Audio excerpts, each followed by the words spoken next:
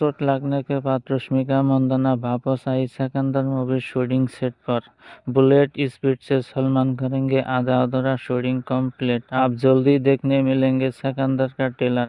आइए गॉसिप शुरू करते हैं। तो सलमान खान वादा किया था इस बार ईद में सिकंदर गिफ्ट देगा, लगता है वो वादा सलमान खान रख पाएगा। Sikandar movie lead role actor Rashmika Mandanna Sikandar movie shooting set पर आके उन्होंने एक वीडियो क्लिप शेयर किया है। इससे अलावा फिंगर क्रॉस दिल इमोजी वाला एक तस्वीर शेयर किया है। इससे पता चलता है रश्मिका बिल्कुल ठीक है।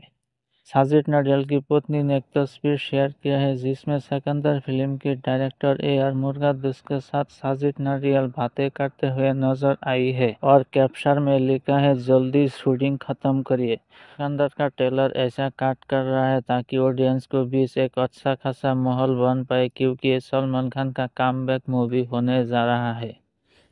मूवी रिव्यू बॉलीवुड गॉसिप सबसे पहले पाने के लिए सब्सक्राइब करो फिल्मी न्यूज चैनल को, साथ में बेल आइकन भी दबा दीजिए सबसे पहले लेटेस्ट वीडियो देखने के लिए, और लाइक शेयर कमेंट कीजिए।